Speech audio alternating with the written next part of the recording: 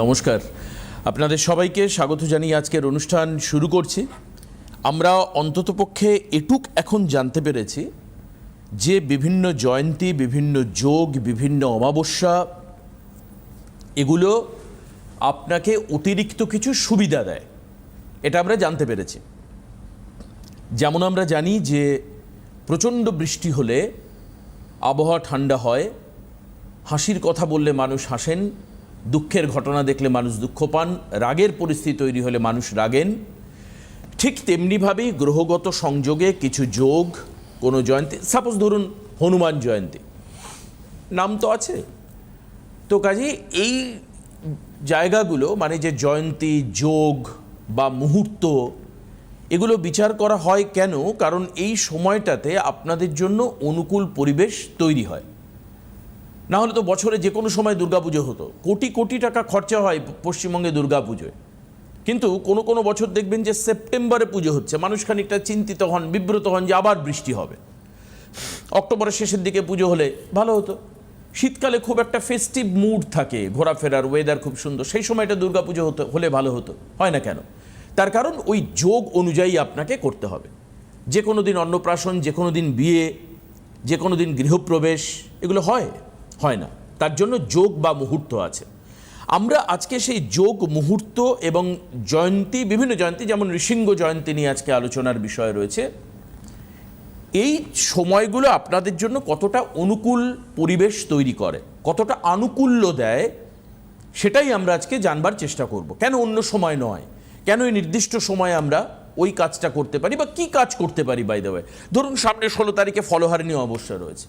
এবার আপনি জিজ্ঞেস করতে পারেন, এমনি তো কয়েকদিন আগে অমাবস্যা গেল, তার আগেও তো কত অমাবস্যা যায়, তাহলে আমরা কেন ফলহারিণী অমাবস্যাকে গুরুত্ব দিচ্ছি, কেন আমরা কৌশিকী অমাবস্যাকে গুরুত্ব দিচ্ছি, কেন আমরা দীপাবলি অমাবস্যাকে গুরুত্ব দিচ্ছি, কেন দিচ্ছি, তার কি কারণ জানতে ইচ্ছে করেন আপনাদের? আমি জানি বহু মানুষ আছেন যাদের এগুলো জানার ইচ্ছা। কেন আমরা করব সেটা, তার উত্তর যদি আমরা না পাই, বলুন তো আমি করব, আপনি করবেন সেই সময় কোনো কাজ? আসুন, শ্রীদেবকে স্বাগত জানাচ্ছি আজকের অনুষ্ঠানে। স্বাগত শ্রীদেব। নৃসিংহ জয়ন্তী কোন সময়টা কেন গুরুত্বপূর্ণ এবং কোন কোন দিক থেকে মানুষের আনুকূল্য আসতে পারে এই সময়? একদম, সবাইকে নমস্কার, শুভ সকাল।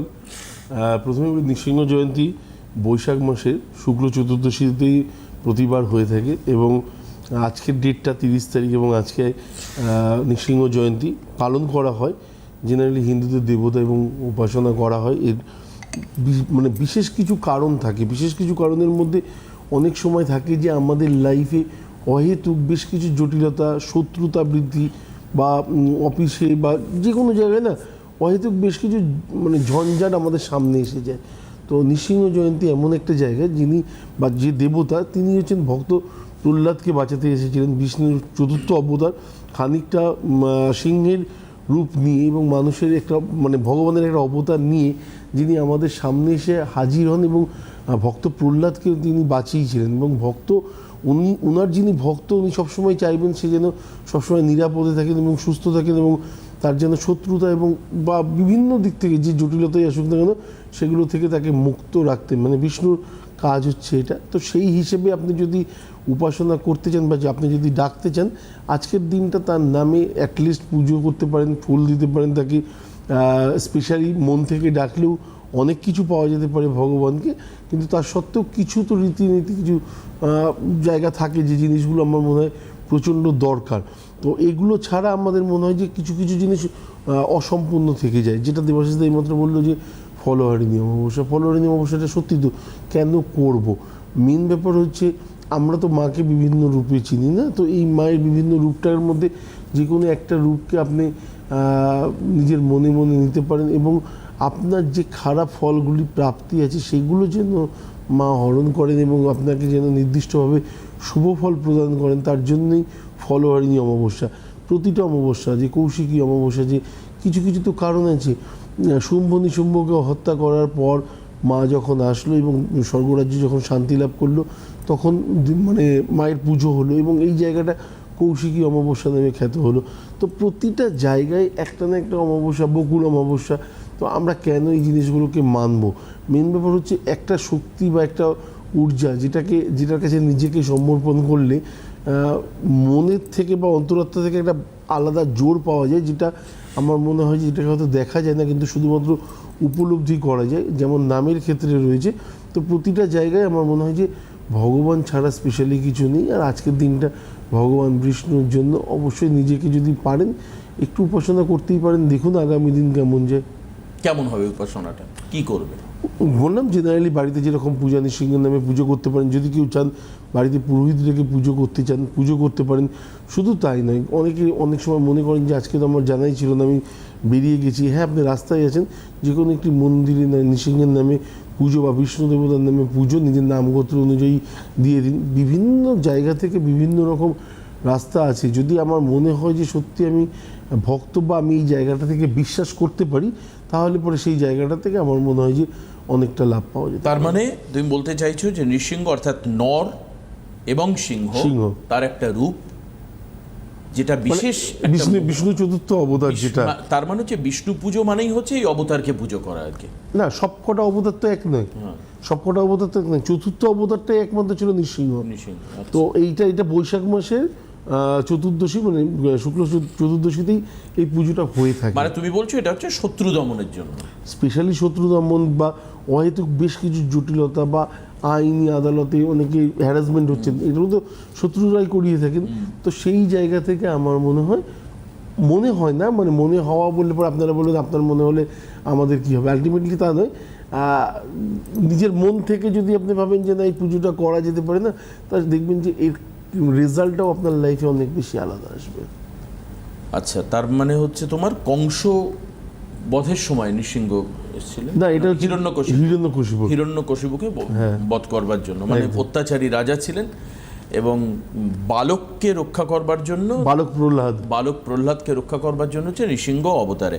তাহলে এই যে সিঙ্ক্রোনাইজেশন বা এই যে ঘটনাবলী, এর থেকে আমি তোমায় জিজ্ঞেস করি যে যারা বালক বা বালিকা বা যারা শিশু, তাদেরও তো নানান রকম সমস্যা থাকে এই সমাজ ব্যবস্থায়। বাবা মায়েদের জন্য কি বালকদের জন্য বা তার সন্তানের জন্য বললে আরো মনে হয় বেটার বুঝতে পারবেন, এই নৃসিংহ অবতারের পুজো করা যেতে পারে? অবশ্যই যেতে পারে। অনেক সময় দেখা যায় যে ছেলে একটু বড় হতে হতে বিভিন্ন রকম, স্পেশালি এখন যেটা সংযোগ, রাজনীতি, বিভিন্ন কারণে লোকের ঈর্ষাকাতর জায়গায় পৌঁছে যাওয়া, আমার মনে হয় তাদের ক্ষেত্রে এই পুজোটা করা যেতে পারে। অনেকে মনে করতে পারেন যে দেখুন এই সময়টা যে পরিস্থিতি চলছে তাতে অনেকে মনে করতে পারেন যে আমার আগামী দিনের সাথে খারাপ রিলেশন হতে পারে, বা যে জায়গাটাতে রয়েছেন তারা পুজো করতে পারেন। মানে রাজনীতির প্রেক্ষাপটে দাঁড়িয়ে আমি এই কথাটা বললাম। বাকি নর্মালি আমার মনে হয় যারা গৃহস্থ জীবন পালন করছেন তাদের ক্ষেত্রেও বহু লোকের বহু সমস্যা থাকে। হয়তো কারোর ফ্যামিলি নিয়ে থাকতে পারে, কারোর প্রতিবেশী নিয়ে থাকতে পারে, কারোর দূরের আত্মীয় স্বজন নিয়ে থাকতে পারে, কেউ হয়তো সদ্য বিবাহিত, তারপরে হয়তো ব্যাপারটা ডিভোর্স অবধি পৌঁছে গেছে, কোর্ট আদালতে পৌঁছে গেছে, তারাও এই পুজোটা করতে পারেন। মানে মেন ব্যাপার হচ্ছে ভগবানকে ডাকা, যে আজকের মানে দিনটাতে আমি তোমাকে নিজেকে সমর্পণ করলাম, প্রভু তুমি অ্যাটলিস্ট আগামী দিনগুলো আমার সাথে থাকো, আমার পাশে থাকো, থেকে আমাকে এই প্রবলেমগুলো থেকে উদ্ধার করো, উতরে দাও। মানে একদম নর্মাল মনের কথা। আমরা যেমন বাবা মার সাথে যে ভাষায় কথা বলি, যেভাবে কথা বলি, বাবার কাছে কিছু আবদার করি বা মার কাছে কিছু আবদার করি, ঠিক আবদারটা এরকমই থাকতে হবে যেন তার সাথে আপনার কানেকশনটা একদম অন্তরাত্মা থেকে হয়। তুমি তো এবারও 16 তারিখে নিশ্চিতভাবে তারাপীঠে উপস্থিত থাকছো। 15 তারিখ রাত্রে পৌঁছে যাবো। 15 তারিখে রাত্রে পৌঁছে যাচ্ছ। এই পুজো নিয়ে একটু মানুষকে বলো, কারণ অমাবস্যাতে পুজো দেওয়ার জন্যও কিন্তু বহু মানুষ তারা অপেক্ষা করেন বা ভাবেন। এটা অপেক্ষা করেন আমি বলবো না, অনেকে ভাবেন। যেহেতু আমরা এত আলোচনা করি, সবাই কম বেশি ফলোয়ার নিয়ে অমাবস্যা নিয়ে আলোচনা করছেন, কাজেই মানুষের মধ্যে আমি ওই পজিটিভ যারা তারা পজিটিভলি চলে যাবেন, কিন্তু যারা ভাবেন এটা নিয়ে যে সত্যি এই যে ফলোয়ার নিয়ে অমাবস্যা কি, বা কেন আমার যাওয়া উচিত, বা কেন বারবার করে টিভিতে বলছে, মানুষ তো এটাও মনে করতে পারেন আমি কেন ওর কথা বারবার শুনবো, কেন আমি যাব। এর উত্তর কি আছে তোমার? এর উত্তর একটাই, মেন ব্যাপার হচ্ছে আমরা যতক্ষণ না পর্যন্ত কোনো জিনিস ব্যবহার করি ততক্ষণ পর্যন্ত সেই জিনিসটা সম্পর্কে জানি না। যে বলছে হয়তো টিভিতে বলছে, কিন্তু যখন জিনিসটা ব্যবহার করি এবং ভালো, তখন দেখা যায় যে না ভালো লাগলো যে প্রোডাক্টটা আমরা ভালো, তার রিপোর্ট দিতে পারি, রিমার্কস দিতে পারি, অথবা এখন এটা ভালো বা খারাপ হ্যাঁ এখন গুগলে বা ইয়েতে আমাদের হোয়াটসঅ্যাপে বিভিন্ন রিমার্কস জায়গায় দেখা যায়, রিমার্কস দেখা কোনো যায়, প্রোডাক্ট কেনবার আগে আমরা রিমার্কস দেখি। অ্যামাজনে গেলেও আমরা দেখি। ঠিক। তেমনি এই রিমার্কসটা আপনি নিজে সেই জায়গাটা থেকে আপনি যখন এই জায়গার সাথে যুক্ত হবেন না, স্পেশালি কেন করবেন আমি বললাম, আপনার যে খারাপ ফলগুলি আছে সেগুলোকে হরণ করে দেখুন সিদ্ধিকালী মানে বিভিন্ন রকম কালী মায়ের তো বিভিন্ন রূপ আছে, আপনি যেই দেবতাকে মানে যে মা কালীকে যে রূপে দেখতে চান সেই রূপে সেই দিনকে পুজো করুন। এবং শুধু তাই নয়, নিজের অন্তরাত্মা থেকে মাকে বলুন, মা আমি এই সমস্যার মধ্যে আছি, এই ফলটা আমার চাই এবং তুমি আমাকে এই খারাপ ফলগুলোকে আমার লাইফ থেকে সরিয়ে দাও। এটা হচ্ছে মার কাছে আহুতি স্পেশালি। এবং দ্বিতীয় কথা, যে আহুতির কথা আসলে বলি দেবাশিস আগের দিনকেও বলেছিল টিভিতে বসে, আমার ওখানে স্পেশালি একটা ব্যবস্থা করা হয়েছে যেখানে 1 টাকাও কারোর কাছ থেকে নেওয়া হয় না, আহুতি দেওয়ার ব্যবস্থা করা হয়েছে। এবং আপনার যদি কোনো কারণে মনে হয় আহুতি দেওয়ার পরেই পুরোহিত মশাই বা যিনি তান্ত্রিক আছেন তারকে তন্ত্র মতে যিনি পুজো করেন তাকে যদি আপনার কিছু প্রদান করা উচিত আপনি করতেই পারেন। দ্বিতীয়ত এবার তৃতীয়ত হচ্ছে যে ওই দিনকে যারা যারা মনে করবেন যে আমরা এই পুজোর সাথে যুক্ত হতে চাই, স্পেশালি আমি বলি চলছে এটা এপ্রিল মাসের আজকে হয়তো এন্ড, কিন্তু এই মাসের মধ্যে অনেকগুলোই কাজ এসে গেছে। শুধু তাই নয়, যারা যারা মনে করেন যে আপনাদের এলাকায় কোনো প্রাজ্ঞ ব্যক্তি আছেন, পুরোহিত আছেন, তাকে দিয়ে করাবেন, তাকে দিয়ে করাতে পারেন। কেউ যদি স্পেশালি এই পুজোতে কন্ট্যাক্ট করতে চান তো আমার মনে হয় 7 তারিখের মধ্যেই, 7 তারিখ অবধি আমরা ডেট রেখেছি, 7 তারিখের মধ্যে যোগাযোগ করতে পারেন। যদি কারোর মনে হয় যে গ্রহ দোষ, গ্রহ সংক্রান্ত কিছু সমস্যা আছে, এবং অনেকে বলতে পারেন যে আমার তো হরোস্কোপ সম্বন্ধে কিছুই জানা নেই, তারা অনলাইন যদি কোনো কারণে কনসালটেন্সি নিতে চান তাহলে সেটাও মোটামুটি খোলা আছে। তো 7 তারিখের মধ্যে যদি কারোর এই ব্যাপারে আগ্রহ থাকে তাহলে তারা যোগাযোগ করবেন। গ্রহদোষ সংক্রান্ত কোনো সমস্যা থাকলে সেখান থেকে বেরোনোর জন্য, এবারে গ্রহদোষ খণ্ডন করলে কতটা ভালো থাকা যায় এটা তার দ্বিতীয় প্রশ্ন হওয়া উচিত। তো গ্রহদোষ খণ্ডন করলে পরে স্পেশালি এটুকুনি বলতে পারি যে আপনার লাইফে 70% বা 75% প্রবলেম আপনার লাইফ থেকে কেটে যাবে। আপনি শুকনো রাস্তাতেও হাঁটতে গেলে যে হোঁচট খাওয়ার প্রবণতা থাকে, বা যে কোনো কাজ করতে গেলে পরে যে জটিলতাগুলো বারবার ফেস করতে হয়, বা একটাই কাজ একাধিকবার করার পর সাকসেস আসে, সেই জায়গাগুলো থেকে অনেকটা রিলিফ পেতে পারেন। তার মানে গ্রহের কমপ্লিকেশনটা কাটাতে হয় আর কি। একদম গ্রহগত সমস্যা থাকলে পরে না, তুমি দেখবে যে ব্যক্তির মধ্যে শুক্র মঙ্গল একটা বড় যোগ, বড় বীজ যোগ, এই বীজ যোগ আছে তার মধ্যে স্যাটিসফ্যাকশন দেখতে পাবে না। সে পড়াশোনা অনেক দূর করতে চেয়েছে, হয়তো পারিবারিক স্থিতি তার মধ্যে সেরকম ছিল না, তাকে সেই জায়গায় সাপোর্ট করেনি, তার পড়াশোনাটা কোথাও না কোথাও একটু অসম্পূর্ণ। দ্বিতীয় জায়গার যদি বলি কর্মক্ষেত্র, তার মধ্যে অনেক গুণ রয়েছে, তার জন্মছক তাকে ফুল সাপোর্ট করেছে, তার মধ্যে প্রচুর গুণ রয়েছে, কিন্তু সে যে ধরনের জবের সাথে যুক্ত হতে চায় সেখান থেকে সে অনেকটা দূরে আছে। লাস্ট হচ্ছে বৈবাহিক জীবন, অনেক এক্সপেকটেশন, অনেক আশা নিয়ে হয়তো বিবাহিত জীবনে পা রাখা, কিন্তু কোথাও না কোথাও দেখা গেল যে মানুষটা আমার জীবনে আসলে সেই মানুষটা আমার মনের কথা বা ভাব আমরা যেটা বলি সেটা বোঝার মতো জায়গাতেই নেই। তুমি কি মনে করো যে কোনো যোগের প্রতিকার করলে মানুষের খারাপও হতে পারে?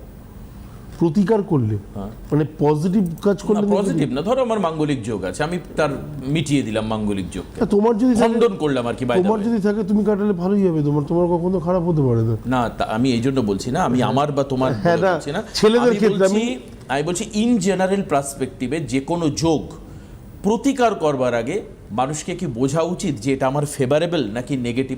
দেখা যাচ্ছে কোনো একটা যোগ, যেমন তুমি বলো, 100% আমি তোমায় কোট করে বলছি, তুমি এখান থেকে প্রথম আমি বলতে শুনেছি, আমি দাবি করে বলছি, আমি এত হাজার হাজার জ্যোতিষের প্রোগ্রাম করেছি এবং নানা করে 100 ধরনের জ্যোতিষকে আমি প্রোগ্রাম করেছি, 100 রকম এখানে আজ গত 16-17 বছরে। তোমাকে আমি এখানে বলতে শুনেছি যে মাঙ্গলিক যোগের প্রতিকার সবার জন্য ঠিক নয়। না নয়, সেটা কাদের জন্য নয়, কেন নয়, বা যে কোনো যোগ প্রতিকার করতে গেলে আমি বুঝবো কি করে যে এটা আমার ফেভারেবল যোগ বা দোষ নাকি আমার ফেভারেবল নয়? একদম খুব ভালো প্রশ্ন। সব থেকে আগে যেটা হচ্ছে সেটা হচ্ছে যে ছেলেদের ক্ষেত্রে মাঙ্গলিক দোষ খণ্ডন করাটা 100% জরুরি, এর সেকেন্ড কোনো অপশান নেই আমার মনে হয়। তার যদি কোনো কারণে 37 ইয়ার্সও বয়স হয়ে থাকে, তার যে কর্মজীবন বা তার যে সেভিংস বা তার যে লাইফে এগোনোর ক্ষেত্রে না বহু জটিলতার সম্মুখীন হয়ে ওই জায়গাটা অবধি পৌঁছাতে হয়, তাহলে আমি একটা জিনিস এমন কেন লাইফে রাখবো যেটা আমাকে জটিলতা দিচ্ছে? এটা মাঙ্গলিক বলছো ছেলেদের ক্ষেত্রে। মেয়েদের ক্ষেত্রে যদি কেউ প্রপার মাঙ্গলিক হন তাহলে বা মাঙ্গলিক দোষ থাকে তাহলে পরে আমি বলবো তার ভাগ্য ভগবান আলাদাভাবে লিখে দিয়েছে। আপনি কোনোদিনও দেখবেন না যে কোনো মাঙ্গলিক মেন নিচের দিকে নজর আছে, তাদের মধ্যে একটা আলাদা জেদ থাকে, তেজ থাকে, যেটা এই জেদটা এরকম নয় যে বাড়িতে কিছু ভাঙচুর করব।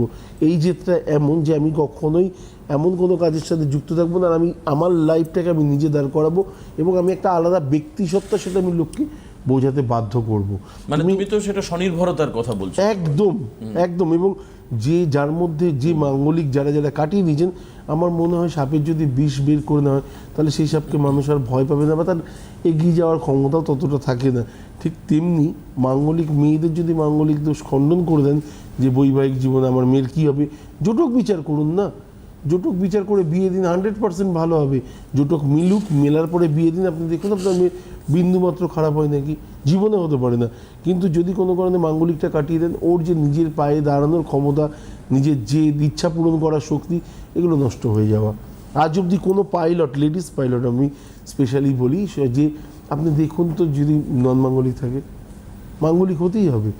ওই রকম জায়গা হোল্ড করছে।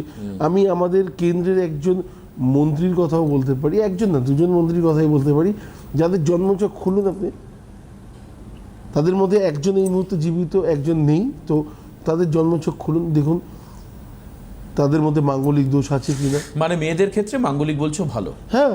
আজকে যদি তার কর্মজীবনের ক্ষেত্রে আজকে যদি আমাদের গান্ধী পরিবারের সোনিয়া গান্ধী বা আমাদের কি বলবো প্রিয়াঙ্কা গান্ধীর মধ্যে এই জায়গাটা থাকতো না, তাহলে তারাও হয়তো অনেক আর এর থেকে আরো অনেক ভালো জায়গা লিড করতে পারতো। এটা কি ইন্দিরা গান্ধীর মধ্যে ছিল? আচ্ছা, ছিল। তো সেই জায়গাটা যাওয়া আমার মনে হয়, দেখো বৈবাহিক জায়গাটাতে কোথাও না কোথাও একটু অসন্তোষ ছিল, বাস্তব কিনা, একদম। কিন্তু তার কর্মজীবন, সে দেশের মধ্যে একজন মানে প্রথম লেডি প্রাইম মিনিস্টার, যাকে আমরা চোখ বন্ধ করলে তার ছবিটা আমাদের চোখের সামনে ভেসে ওঠে। তো প্রিয়াঙ্কা গান্ধী কেন হলেন না? প্রিয়াঙ্কা গান্ধী কেন হতে পারলেন না? পুত্রবধূ সোনিয়া গান্ধী কেন হতে পারলেন না? আবার দ্বিতীয় জায়গা থেকে আমি যে ভালো আর খারাপের সান্নিধ্যটা দেখালাম, আমি বারবার একটা মানে এক্সাম্পল সবাইকে দিতে চাই, সেটা হচ্ছে ঐশ্বরিয়া রায় বচ্চন। যতদিন ওনার মাঙ্গলিক কাটানো হয়নি, আমার কথা মানে বিশ্বাস করার কোনো কারণ নেই, আপনারা ইউটিউবে যান দেখুন, বচ্চন পরিবার রাত্রিবেলায় যখন অভিষেকের সাথে বিয়ে ঠিক হয়, তখন বিশ্বনাথের মন্দিরে নিয়ে এসে মাঙ্গলিক দোষ খণ্ডন করেছিল। এবারে মাঙ্গলিক দোষ খণ্ডনের আগে পর্যন্ত ঐশ্বরিয়া রায়ের লাইফ কেমন ছিল, আর ঐশ্বরিয়া রায় বচ্চন হওয়ার পর তার লাইফস্টাইলে তার গ্রাফটা কোন দিকে গেছে মিলিয়ে নিন। দেবাচার্যের কথা বিশ্বাসই করতে হবে না, নিজের চোখে দেখুন। আচ্ছা, আর কোন কোন যোগের ক্ষেত্রে এরকম, যেহেতু তুমি বললে যে গ্রহদোষ প্রতিকার করার একটা সময় হচ্ছে ফলহারিণী অমাবস্যা, আমরা অনেক ক্ষেত্রে শাপিত যোগের কথা দেখি, অঙ্গারক যোগের কথা বলি। অঙ্গারক দোষটা আমার মনে হয় যে মঙ্গল রাহু একসাথে থাকলে না, সেই ব্যক্তি খুব স্পষ্ট বক্তা হয়।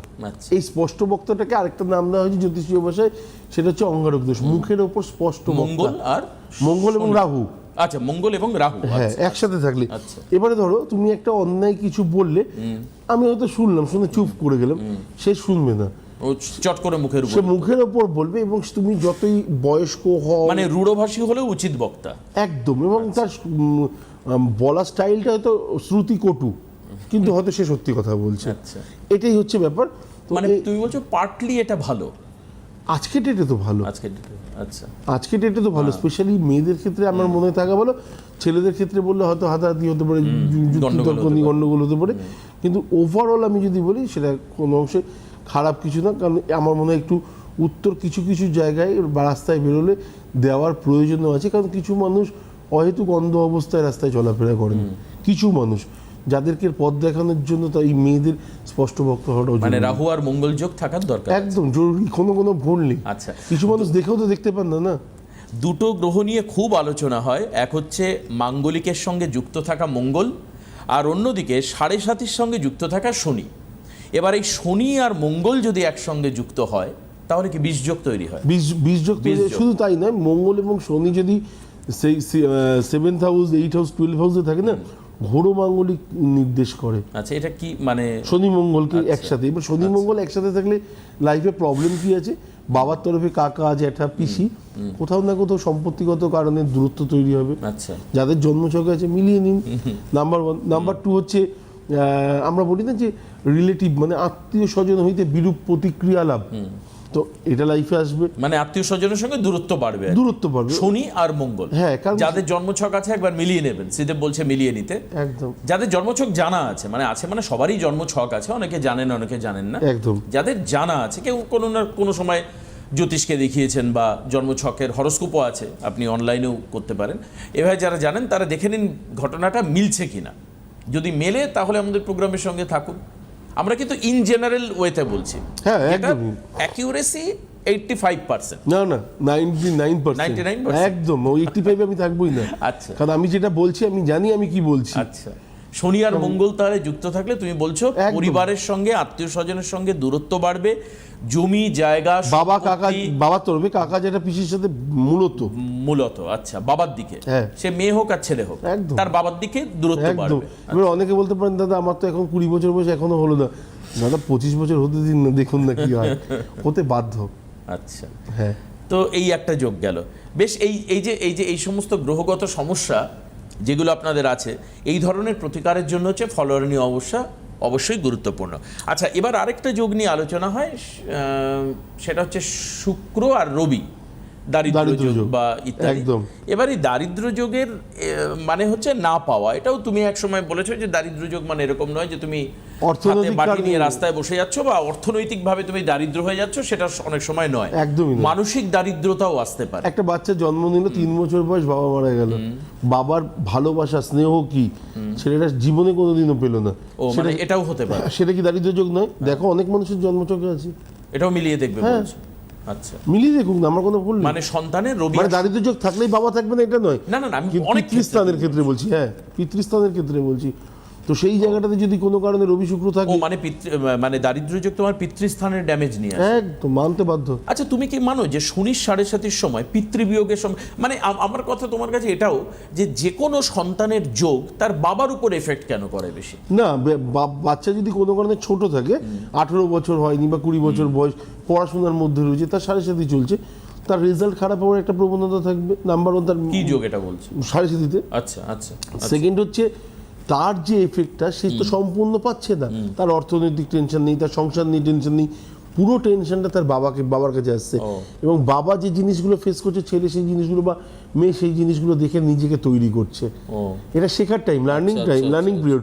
তো সেই জায়গাটা খুব বড়। এবং বাবার মৃত্যু হবে কিনা সন্তানের সাথে সাথে চললে পরে, এরকমটা কোনো কারণ নেই। বাবার যদি লেখা থাকে না, সেই সময় বাবা মারা যাবে। এবং বহু মানুষ আছেন যাদের এই মুহূর্তে হয়তো 50 বছর বয়সে সাড়ে সাথে এসছে, তার বাবার হয়তো এই মুহূর্তে 80 বছর বয়স, তার বাবা বেঁচে আছেন এখন। হয়তো সাড়ে সাথে কাটার পরে তার বাবার মৃত্যু হতে পারে, সেটাও হতে পারে। কিন্তু একজন বয়স্ক মানুষের মৃত্যু যদি কোনো কারণে হয়, সেটার সাথে সাড়ে সাথে গিয়ে জড়ানো আমার মনে হয়। মানে তুমি অনেকটা 7.5-কে ক্লিন চিট দিয়ে রাখছো আগের মতোই আর না, কি। আমি সবসময় সাড়ে সাথে, মানে মেন ব্যাপার হচ্ছে শনি দেবতা শাস্ত্রে কোথাও লেখা নেই যে কারোর প্রাণ নেওয়ার জন্য দায়ী। প্রাণঘাতী নয়, ধ্বংসাত্মকও নয়। ধ্বংসাত্মক না, কিন্তু পীড়াদায়ক। আচ্ছা পীড়াদায়ক। শনি ধ্বংস করবে না, ধ্বংস করে রাহু, আচ্ছা, ডিস্ট্রয়। রাহু ধ্বংস। হ্যাঁ, 13কে কেন ডিস্ট্রয় বলা হয়? 3 আর 1 যোগ করলে কত হয়? 4 হয়। 4-এ কে বসে আছে? রাহু বসে আছে। তা তুমি হঠাৎ করে 13টা বেছে নিয়ে আসলে কেন? এই যে এইমাত্র বললে ধ্বংসাত্মক, তার জন্য 13কে না, তাহলে তো 4ও আছে। 4কে 4 তো রাহুর জায়গা। হ্যাঁ, তা সেটাকে ধ্বংসাত্মক বলছো না? না না, 13কে যোগ করলে অনেকে 13কে বলে না, আল্লাহ 31ও তো, তাহলে যাদের 31-এ জন্ম তারাও তো না, রাহুর সংখ্যায়। একদমই নয়। তাদের হয়তো ফেভারেবল হতে পারে রাহু, তাদের জন্মচক্র হয়তো মূল লগ্নে বসে রয়েছে। সেটা 13-র ক্ষেত্রে ফেভারেবল হবে না? না, যার 13 তারিখ জন্ম তার ক্ষেত্রে হতে পারে। আচ্ছা, এরকম। মানে রাহু যদি নেগেটিভ থাকে, তুমি তাই নেগেটিভ থাকেন, যদি কারোর লাইফে বাজে রেজাল্ট দেয়, যদি কারোর 7th হাউসে বসে থাকে, ডিভোর্সের জায়গা, ব্যবসা করলে ব্যবসার জায়গাটা, এই জায়গাগুলো খুব ডিস্টার্ব হয়ে যায়। বেশ, আজকে মনে হচ্ছে আমাদের হাতে আর সময় নেই, আমাদের শেষ করতে হবে। তবে এই বিভিন্ন যোগের কারণে নানান কমপ্লিকেশনস আসে বা নানান গ্রহের টেম্পারমেন্টের ক্ষেত্রে আপ ডাউন থাকে। যদি আপনার মনে হয় সেই যোগ থেকে মুক্তি পেতে ফলহরণী অমাবস্যা কিন্তু গুরুত্বপূর্ণ। নৃসিংহ জয়ন্তী আজকে আপনারা পালন করতে পারেন, ডেফিনেটলি আজকে তার ফল আপনি পাবেন। আজকে এখানে শেষ করব। অবশ্যই আগামী অনুষ্ঠানে আবার শ্রীদেবের সঙ্গে আমার দেখা হচ্ছে। সবাই ভালো থাকবেন, সুস্থ থাকবেন। নমস্কার শ্রীদেবকে, নমস্কার সবাইকে।